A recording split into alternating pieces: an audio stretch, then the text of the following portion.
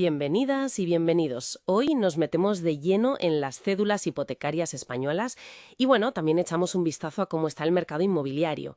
Tenemos aquí varios informes del sector, datos oficiales recientes y la idea es entender bien qué son estas cédulas, por qué son importantes y qué nos dicen los últimos números sobre la vivienda en España. Exacto.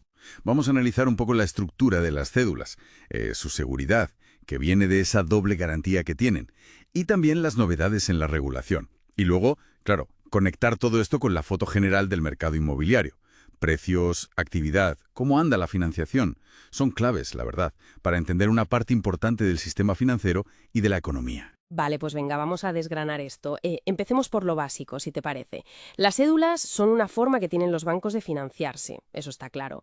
Pero ¿qué las hace especiales para alguien que invierte en ellas? Pues mira, su principal atractivo es lo que llamamos la doble garantía. A ver, por un lado, el inversor tiene un derecho de crédito normal contra el banco que las emite, como con cualquier otra deuda. Pero además, y esto es lo diferencial, tiene un derecho preferente sobre un grupo específico de activos hipotecarios del banco. Es el famoso conjunto de cobertura o cover pool. Ah, claro, doble protección. Y este cover pool, entiendo que la forma de gestionarlo cambió hace no mucho, ¿verdad? Con el decreto de 2021. Sí, correcto, con el Real Decreto Ley 24/2021. Antes, bueno, la garantía era básicamente casi todos los préstamos hipotecarios del banco. Era algo más difuso, digamos. Ahora la ley obliga a segregar, a separar y definir un conjunto concreto de activos, que son sobre todo préstamos hipotecarios, aunque pueden tener algo de activos sustitutivos, hasta un 10%, algo de liquidez, derivados. Bueno, pues todo eso dedicado solo a respaldar esa emisión concreta. Entiendo. Más transparencia, entonces, y más control.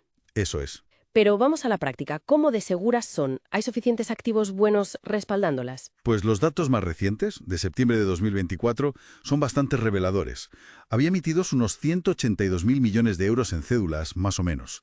Pero es que el valor del conjunto de activos que las respaldan, el cover pool, ascendía a más de 305.000 millones. ¡Ostras! Eso significa una sobrecolateralización media de casi el 170%, ¿no? Un 168%. Exacto. Un 168% de media ponderada, muy por encima del 105% que exige la ley como mínimo. Casi 170. Suena a muchísimo margen de seguridad. Lo es, lo es. De hecho, si miras la sobrecolateralización total media, está en un 68%. De ese 68%, solo un 5% es el mínimo legal obligatorio. El otro 63% es, digamos, voluntario, que añaden los bancos. ¿Y por qué añaden tanto extra? ¿Es pura prudencia? Bueno, en parte sí, pero también ayuda a que todas las cédulas españolas cumplan los requisitos para ser consideradas European Covered Premium Bonds. Es como un sello de calidad muy valorado por los inversores internacionales. Ah, vale, vale. Un incentivo de mercado, claro. Y si miramos dentro de ese pool, de ese conjunto de cobertura, ¿qué tipo de préstamos hay? ¿Son de FIA? Pues mira, la inmensa mayoría, casi todo, unos 300.000 millones, son préstamos hipotecarios. Y lo más destacable es su calidad. La morosidad, el NPL que se llama, es prácticamente cero. Cero.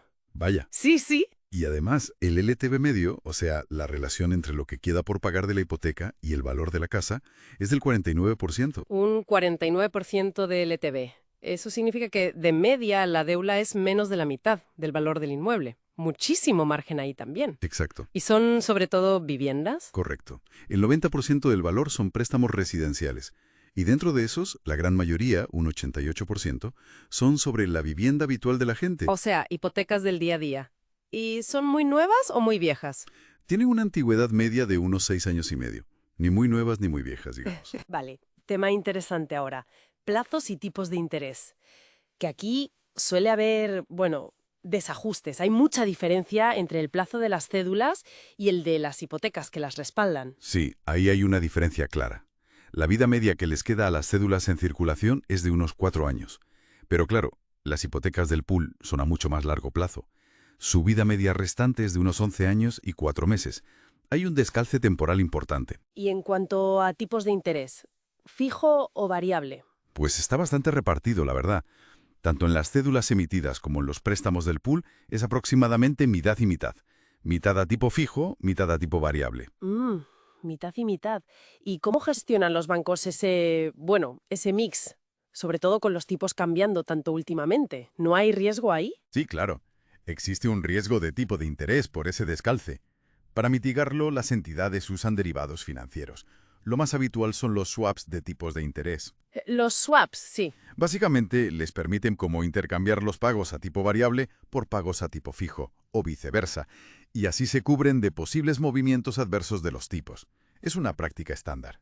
Entendido. Tiene lógica. Bueno, y todo esto, la solidez de las cédulas, el perfil de las hipotecas, no ocurre en el aire. ¿Cómo encaja con la foto general del mercado inmobiliario español ahora mismo? ¿Qué dicen los últimos datos? Pues el mercado inmobiliario sigue. Interesante. Por un lado, los precios no paran de subir. El índice de precios de vivienda del INE marcó un plus 8,1% interanual en el tercer trimestre de 2024. Un 8%. Es bastante. Sí, y el valor de tasación también subió un 6%. O sea, el valor oficial de las viviendas sigue al alza. ¿Y la gente compra, no compra? ¿Hay movimiento? Pues parece que sí. La actividad muestra dinamismo, aunque con sus matices. Las compraventas registradas subieron casi un 20% interanual en ese tercer trimestre de 2024. Un 20% es una subida fuerte. Lo es, pero hay que decir que veníamos de caídas en 2023. O sea, es una recuperación. También las viviendas que se empiezan a construir, las iniciadas, repuntaron más de un 10%. Hay más grúas, digamos. Vale, o sea, precios que suben, actividad que se recupera, pero claro, la pregunta del millón, la accesibilidad. Con estos precios y los tipos de interés como están, ¿puede la gente permitirse comprar? Ese es el punto clave, sin duda.